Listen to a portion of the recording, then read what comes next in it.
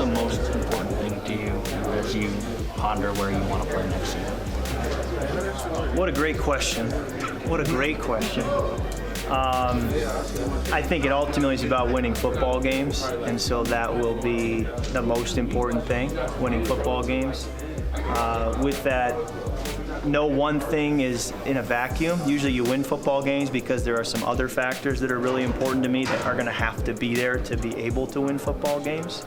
So it ultimately all ties together. The factors work together, but I certainly believe we can do that here. I think that God has blessed me financially beyond my wildest dreams. So at this stage in my career, the dollars are really not what it's about. I had a coach who I was with who was a younger coach at the time. This was back 8-9 years ago, and I was before my first franchise tag. And we were talking about the situation, and he made a great comment. And he said, "Kirk, it's not about the dollars, but it is about what the dollars represent."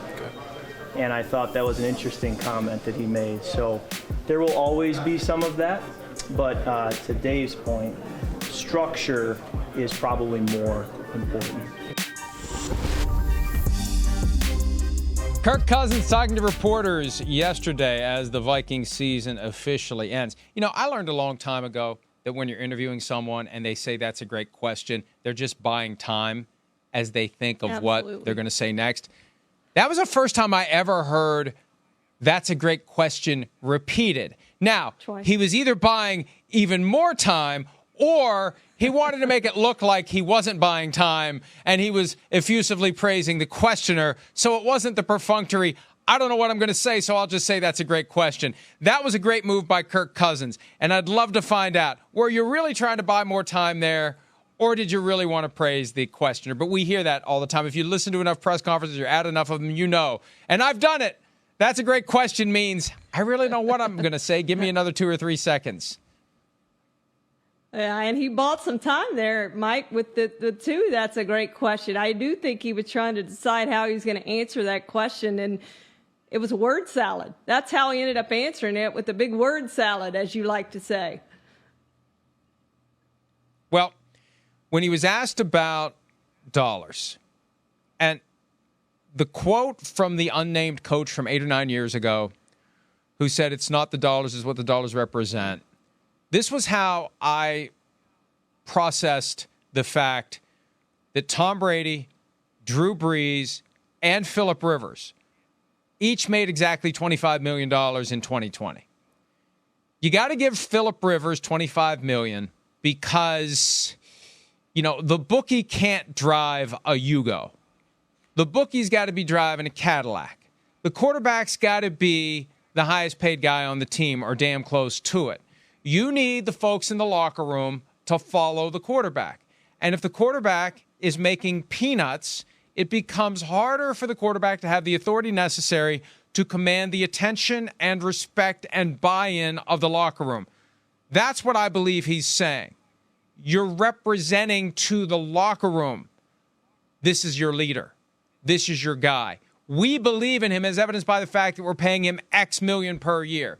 It's what the dollars represent. We are vesting you with the authority to go take charge of the team. That's a pretty impressive way to justify good old-fashioned 7 deadly sin greed. But he's not wrong. On top of it, he's not wrong. You can't go in as minimum salary guy, which, you know, Russell Wilson apparently plans to do next year and stick the Broncos for the rest of it. We'll see if he goes in as minimum salary guy with his next team. But you go in as minimum salary guy, it's a lot harder to get the respect and admiration and awe of your teammates. Yeah, and I think another thing he could possibly mean by that, Mike, is you want to be one of the highest paid quarterbacks in the NFL. You don't want to be making half of what some other guy's making who you think you're better than. And quarterbacks, as we know, are highly paid. So he's going to be highly paid. I mean, you know, he talks about structure and all those things.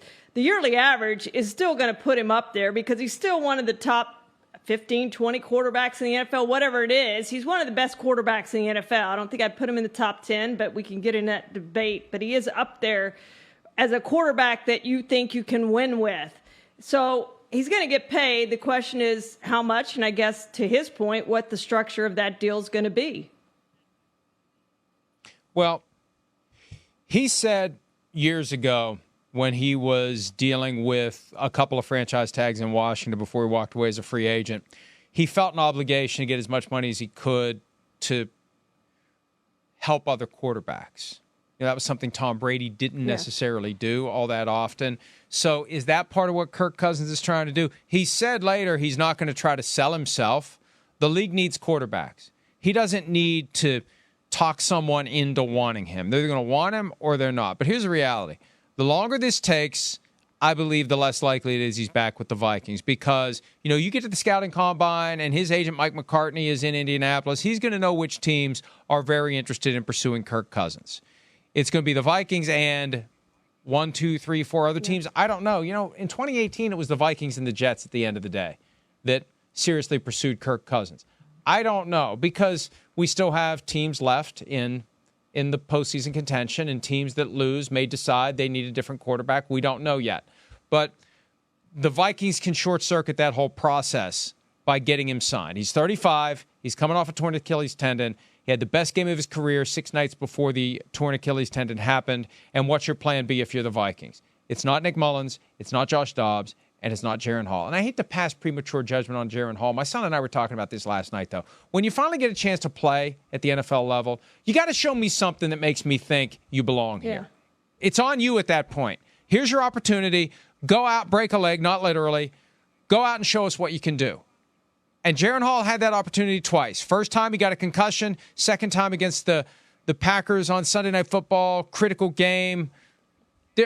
There's just nothing there that makes you say, the gif of Leonardo DiCaprio pointing at the TV while he's holding a can of beer in Once Upon a Time in Hollywood. There's nothing that makes you do that to the TV from what we saw from Jaren Hall. And your opportunity may be that limited. So there's no other great option for the Vikings right now.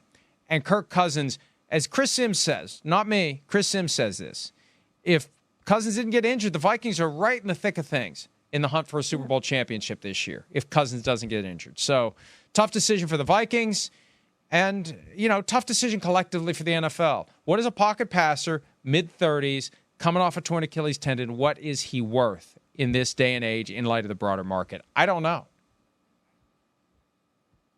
Yeah, and they're going to have to figure that out, Mike, because, again, if you're going to replace a quarterback, you better find a better option. They don't have a high enough pick to get a better option. Who out there on the free agent market is a better option than Kirk Cousins? If he hits the free agent market, he's probably the top free agent. So you're right. If he was on the Vikings for the whole entire year, I think they're a team not only that could just be in the plus, they might have won that division, Mike. They may have been hosting a game this weekend as the winner of the NFC North, because he made them much, much better than the team they were. And they have no other options behind him.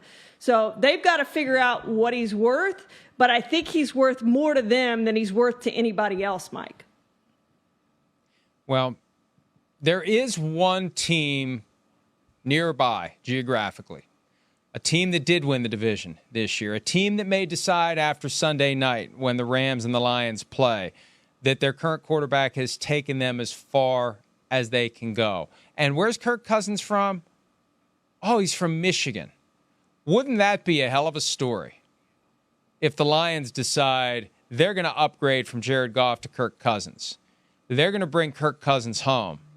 They're going to let Kirk Cousins get the Super Bowl championship to fit in that trophy room in his house in Michigan. So I think that some of these playoff games may loom over what happens with Kirk Cousins. And I don't know how Lions fans feel about a Goff for Cousins upgrade. I know how they should feel, because it would be an upgrade, and it would put you in better position to potentially win a Super Bowl if you had Kirk Cousins there with those weapons they have offensively in that defense. Kirk Cousins isn't the guy who's going to make the big throw in the big spot, although maybe he will. Maybe he will at this age. I don't know. But, with the 49ers, he would have had a Super Bowl by now.